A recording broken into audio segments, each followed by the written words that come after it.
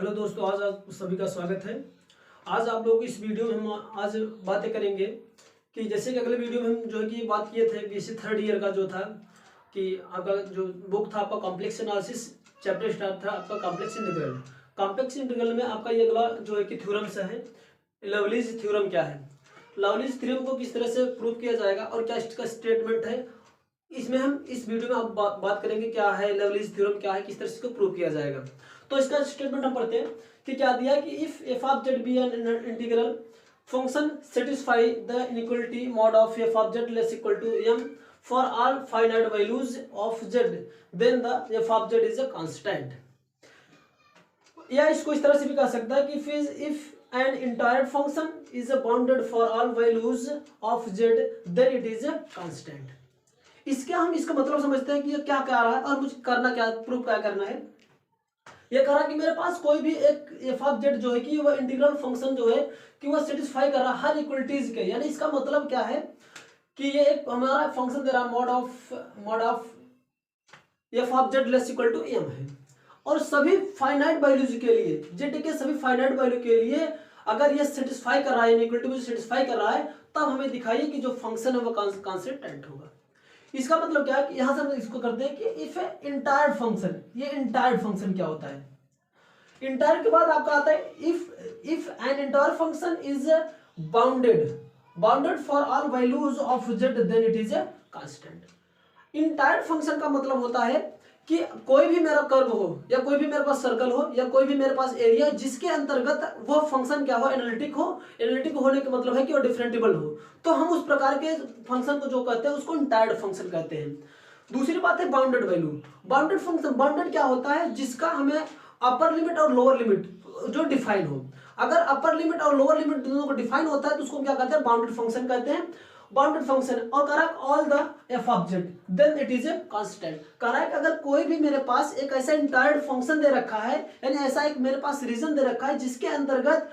वो क्या है, बाउंडेड है, तब हमें ज्ञात कीजिए जेड के सभी मानों के लिए क्या होना चाहिए, वो क्या होना चाहिए, कांस्टेंट होना चाहिए। जेड के सभी मानों के लिए कि मैं क्या करूं कि ये मैं एक प्लेन ले रहा हूं, ठीक ना, ये जेड प्लेन है। इस जेड प्लेन में हर जगह पर यानी हर जेड में जो प्लेन बना है आपका, ये आपका रियल एक्सिस है, इमेजिनरी एक्सिस है। रियल इमेजिनरी एक्सिस के हर एक पॉइंट पर कहीं पर भी पॉइंट हो, हर जगह पर क्या है, ये आपका जो है कि एनालिटिक फंक्शन है। अगर एनालिटिक फंक्शन है तो हम करते क्या है, एक मैं आर रेडियस का एक सर्कल ड्रा कर लेता हूं जिसका ओरिजिन सेंटर यानी 0 0 ओरिजिन है, जिसका सेंटर क्या है, ओरिजिन है। ओरिजिन का कहने का मतलब ये पॉइंट हमारा जो बनेगा ये r0 बनेगा और इसका जो रेडियस है वो r रेडियस का है, तो mod of z is equal to r होगा। और इसके अंतर्गत के अंतर्गत कोई मैं दो डिस्टिंक्ट पॉइंट a और b अप्लाई कर लेता हूं, यानी दो पॉइंट a और b लेता हूं। अब हम ये जानते हैं कि किसी भी अगर कोई क्लोज कर्व है और इसको हम क्या नाम दे रहे हैं, ये क्लोज कर्व C है। अगर किसी भी क्लोज कर्व C के अंतर्गत अगर मैं कोई दो पॉइंट ले रहा हूं, दो पॉइंट जो है अगर पूरे प्लेन में अगर ये दोनों पॉइंट एनालिटिक हैं तो सीधी सी बात कहने का मतलब है कि इस सर्कल के अंदर भी क्या दोनों पॉइंट एनालिटिक होंगे। जब भाई पूरे के अंदर बात है, पूरे प्लेन पर एनालिटिक है तो एक सर्कल, इस सर्कल अंदर भी प्लेन यानी एनालिटिक होंगे। अब जब ये दोनों मुझे एनालिटिक मिल गए, अब एनालिटिक होने के कारण क्या करेंगे कि अब यहाँ पर हम क्या करेंगे, सिंपली आपको कांची इंटीग्रल का फार्मूला अप्लाई करेंगे। कांची इंटीग्रल फार्मूला अप्लाई करने के बाद दोनों के क्या करेंगे, सबट्रैक्ट करेंगे। हाँ, रही बात दूसरा, यहाँ पर ये कह रहा है कि कांस्टेंट है, ये फंक्शन क्या आना चाहिए हमारा, कांस्टेंट फंक्शन है। कांस्टेंट फंक्शन का मतलब है कि मेरे पास अगर कोई फंक्शन है, अगर इसमें कुछ भी वैल्यू पुट अप करते चलो, अगर उस फंक्शन की वैल्यू चेंज नहीं होती, यानी मान एक कांस्टेंट आ रहा है, तो इस प्रकार के चाहे इसमें आप 1 पुट अप करो, 0 पुट अप करो, हर कंडीशन पे क्या आने वाला है, 5 ही आने वाला है। तो इस प्रकार का जो फंक्शन होता है वो क्या होता है आपका, कहते हैं उसको कांस्टेंट फंक्शन। अगर इसमें कैसे चेक करना, यहां पर हम करते हैं क्या, अगर मेरे पास दो कोई वैल्यू है, एक एफ ले लेता हूं, एक आप एफ बी ले लेता हूं, अगर दोनों की कंडीशन की वैल्यू, दोनों की वैल्यू क्या आ जाती है, सेम आ जाती है, तो हम कहते हैं कि ये फंक्शन क्या है आपका, ये फंक्शन आपका कांस्टेंट फंक्शन है। अगर इसको इस तरह से करें, इसको थोड़ा सा मैं इस तरह से करता हूं, एफ ऑफ ए इसके बाद माइनस एफ ऑफ बी हो जाएगा, तो बचे क्या हमारा 0। ये यहां तक हमें इसकी सहायता से यहां तक चलना, अगर इतना आ गया तो हम इतना लिख सकते हैं, और जब ये दोनों आ गए तो हम क्या कहेंगे, फंक्शन हमारा कांस्टेंट होगा। अब हम आगे बढ़ाते हैं, थोड़ा सा चीज यहाँ पर मैं लिखा हूं इसी के बारे में, और कुछ लिखा नहीं गया है। लिखा हूं ए और बी क्या है, आर्बिट्रेरी डिस्टिंक्ट पॉइंट है, किसमें, इन जेड प्लेन में। इस जेड प्लेन में मेरे पास कोई दो ए और बी अलग अलग बिंदु हैं,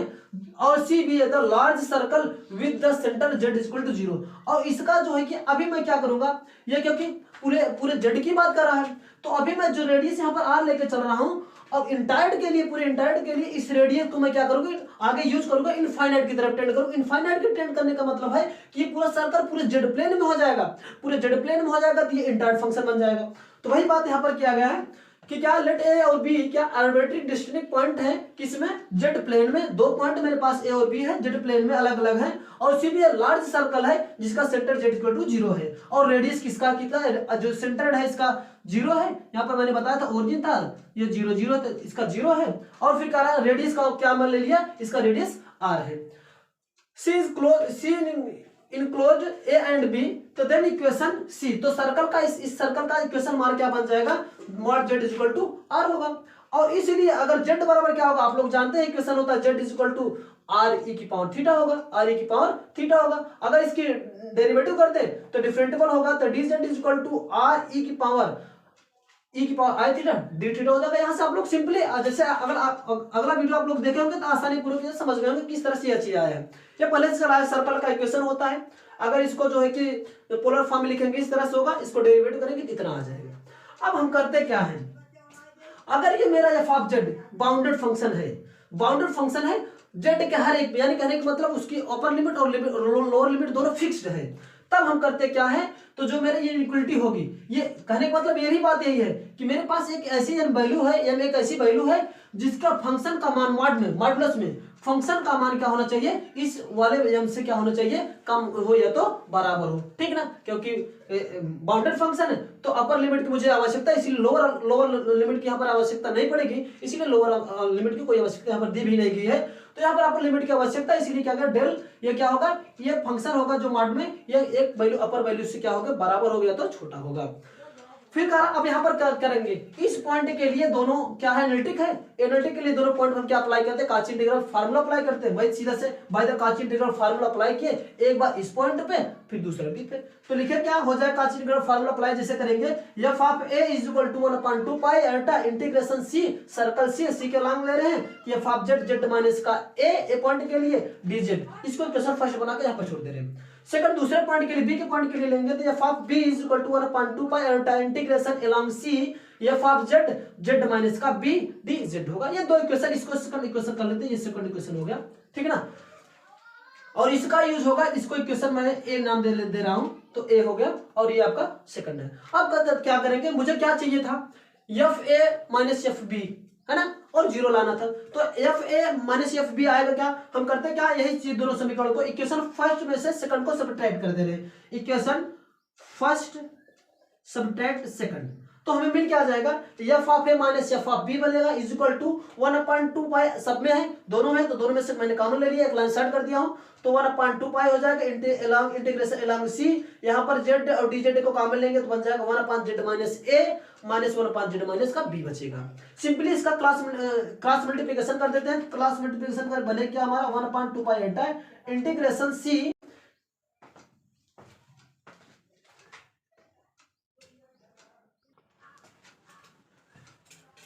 क्रॉस मल्टीप्लिकेशन कर देंगे तो आ जाएगा हमारा क्या, इसका मल्टीप्लिकेशन यहाँ पर करेंगे जेड माइनस बी माइनस का जेड माइनस ए अपान का Z minus A into Z minus का बी आ जाएगा, into F of Z D Z आ जाएगा। अब यहाँ पर माइनस का अंदर मल्टीप्लिकेशन करेंगे, तो माइनस का जैसे मल्टीप्लिकेशन करेंगे तो बने क्या,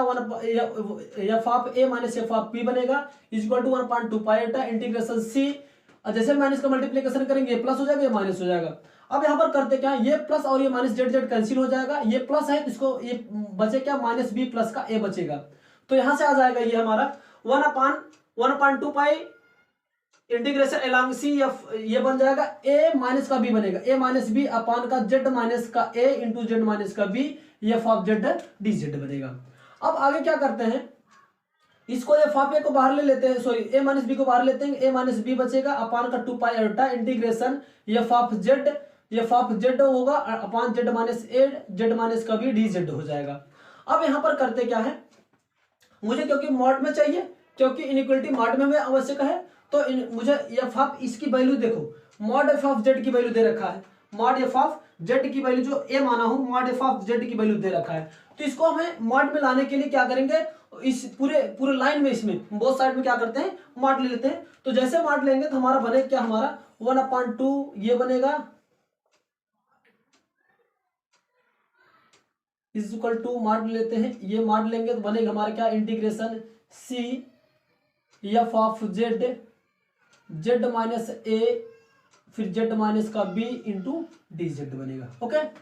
ये मॉड। अब मॉडुलस की ये प्रॉपर्टी होती है, जिसे मॉड लगा है तो ये इंटीग्रेशन के अंदर जा नहीं सकता है ना। अगर इंटीग्रेशन के अंदर जाएगा तो होगा क्या, फिर हमारे देखो इसको f of A minus f of b integration. अब यहाँ पर इनइक्वलिटी लगे, इनइक्वलिटी लगने का मतलब है कि यहाँ पर इनइक्वलिटी लगेगा तो ये बनेगा मॉड ऑफ ए, अलग अलग करते सबके अलग अलग सेपरेट हो जाएगा, ए माइनस का बी अपान का ये भी 2 पाई यहाँ पर, अब ये आ जाएगा 2 पाई, इसको मॉड लग करते हैं, ये आपका कॉम्प्लेक्स नंबर, इसको अलग मॉड लगाते हैं, integration c mod of z होगा अपान का ये हो जाएगा जेड माइनस का ए फिर जेड माइनस का बी। ठीक, इसके बाद यहाँ पर डी जेड। ये यहाँ तक मुझे इन सब की आवश्यकता हो। अब क्या करेंगे, थोड़ा इसको सेपरेट करते हैं और इसके बाद इसकी वैल्यू मैं यहाँ पर रखता हूँ। तो चलो थोड़ा सा ये हो जाएगा less equal mod of A minus का बी में मॉड रहेगा अपान का 2 पाई, तो ऐसा ही रहेगा। ठीक ना, आयोटा को देख लो, आयोटा क्या होता है, यहाँ पर लिखता हूं मैं, आयोटा इसको अगर इसको डिफाइन करें तो ये मिलेगा हमारा क्या, ये आयोटा को लिखो तो लिखूंगा 0 + 0 आयोटा होगा, सॉरी आयोटा होगा।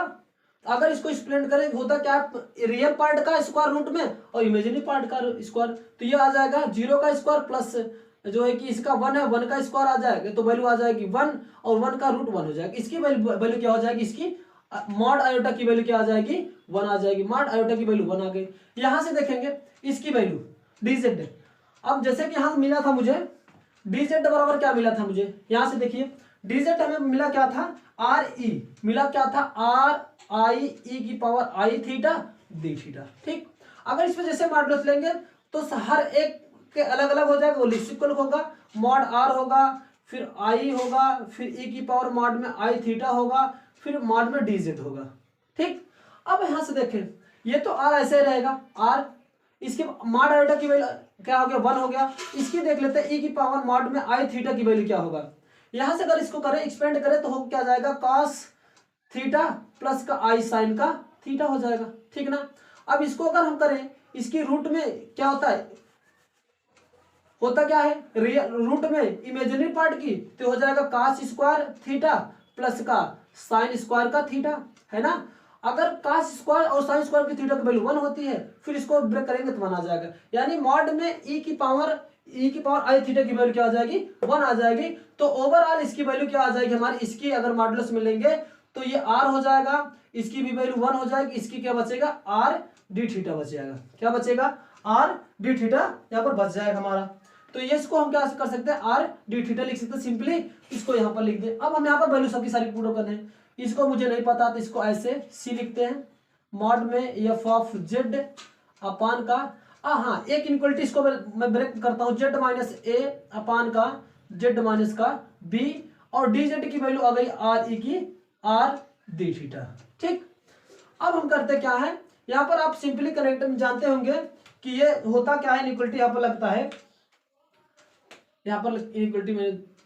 छूट गया, यहाँ पर इनइक्वलिटी लगा लेना। जैसे मॉड में z माइनस ए जो होता है, मॉड में z माइनस ए जो होगा वह हमेशा लेस इक्वल होता है, किससे, हमेशा इनके दोनों के मान के अंतर का, तो होगा मॉड z माइनस का मॉड z, सॉरी ये होगा। ठीक,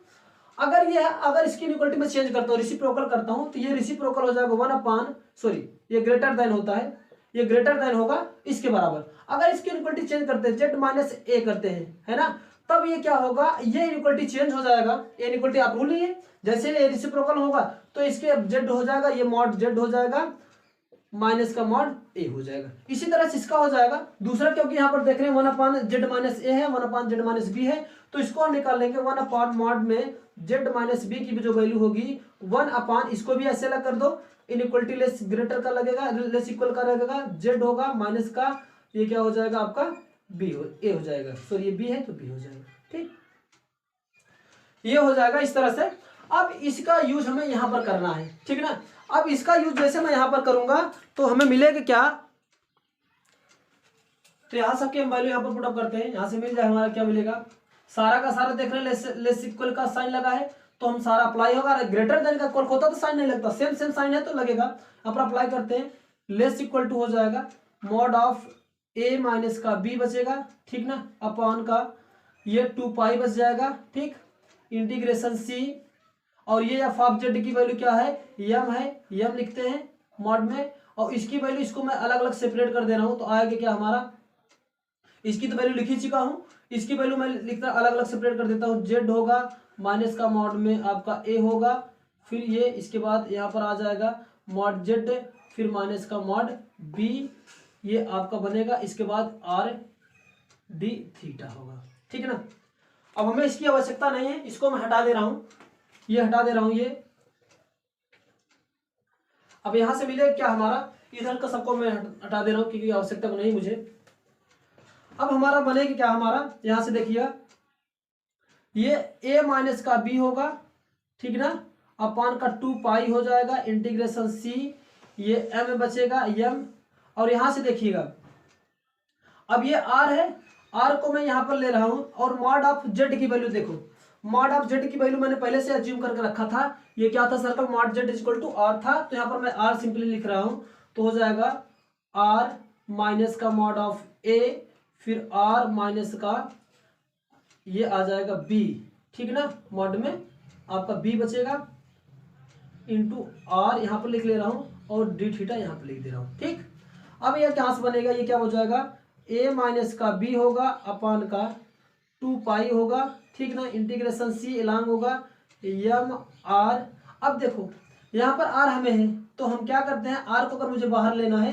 तो यहाँ पर अब r को मैं क्या करता हूँ, इंटायर्ड करता हूँ। इंटायर्ड फंक्शन का मतलब, इंटायर्ड का मतलब होता है कि अगर r को मैं टेंड कर दूं जीरो, अगर डायरेक्टली ऐसे r को टेंड कर दूं इन्फिनिटी पे तो क्या हो जाएगी, वैल्यू इन्फिनिटी हो जाएगी। तो यहाँ पर मैं थोड़ा सा कुछ यहाँ पर काम ले लेता हूँ, काम यही लेना है मुझे, तो यहाँ से हम r कॉमन ले लेते हैं, क्या करते हैं r कॉमन लेंगे, तो यहाँ पर जबरदस्ती r कॉमन लेंगे तो ये r बचेगा, यहाँ से ये हो जाएगा 1 माइनस मॉड ऑफ a अपान का r हो जाएगा, और इसमें अगर r कॉमन ले रहे हैं तो हमें क्या बन जाएगा 1 माइनस का मॉड ऑफ b अपान का r बचेगा, इसके बाद d थीटा बचेगा, ठीक। अब यहाँ पर क्या करते हैं, मुझे लिमिट ले लेता हूँ, लिमिट करूंगा क्या, r टेंस करेगा, यहाँ पर r टेंस करेगा इन्फिनिटी पे, तो यहाँ पर लिमिट अप्लाई करेंगे तो a माइनस का b अपान का 2 पाई बचेगा इंटीग्रेशन c, लिमिट क्या होगा, r टेंस करेगा इन्फिनिटी पे, तो हमारा ये क्या हो जाएगा, ये तो कैंसिल हो जाएगा, एक बचेगा 1 अपान r, ये हो जाएगा आपका, यम को मैं बाहर ले लेता हूँ क्योंकि बाहर मुझे आवश्यकता है, इसको बाहर कर ले रहे हैं, यम हो जाएगा। अब ये बच क्या जाएगा हमारा 1 अपान r इंटू क्या बचेगा 1 minus mod of a upon r, फिर दूसरे ब्रैकेट में 1 माइनस मॉड b अपान का r बचेगा, और d थीटा बचेगा। अब देखो जैसे r की वैल्यू यहाँ पर 10 का 1 अपान r, ये इन्फिनिटी जीरो हो जाएगा, ये भी 1 अपान r तो जीरो, तो ये पूरा की पूरी ओवरऑल वैल्यू क्या हो जाएगी, यहाँ से ये पूरी वैल्यू क्या हो जाएगी ओवरऑल, जैसे ही r को टेंड कराएंगे इन्फिनिटी पर, ये पूरी की पूरी ओवरऑल वैल्यू क्या हो जाएगी हमारा 1 अपान ये जीरो बन जाएगा।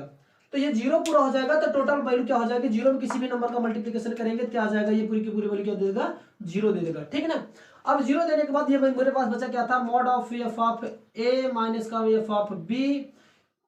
Is less equal to zero, और लेस इक्वल टू जीरो का मतलब कोई नहीं, इसको अगर जीरो है तो ये वैल्यू किसके बराबर हो जाएगा, mod of F of A minus f of B is equal to क्या हो जाएगा, ये जीरो। ये अब ये हमारा ये बता रहा है कि f of A minus f of b, इसको देन इंप्लाइज करेंगे f of a is equal to क्या हो जाएगा, एफ ऑफ बी। अगर मैंने पहले ही बताया था कि अगर दोनों फंक्शन की वैल्यू क्या आ जाए, बोथ आर सेम आ जाए, तो हम कहेंगे तो द गिवन फंक्शन यानी जो सी हमारा वो क्या है, हमारा क्या हो जाएगा, एक कारण है कि इट इज ए कांस्टेंट, हम लिखेंगे कि देन इट इज कांस्टेंट, ठीक। ये प्रूव करना था, बहुत इजी था, थोड़ा सा आपको इधर उधर करना था। अगर आप लोगों को वीडियो अच्छा लगा हो तो प्लीज वीडियो को लाइक करें, कमेंट करें, तथा अगर चैनल पर मेरे नए हो तो चैनल को सब्सक्राइब कर लीजिए, तथा अपने दोस्तों के साथ वीडियो को शेयर करें। और आप सभी से गुजारिश है कि वीडियो ऑनलाइन देखें, support me. Thank you watching this video.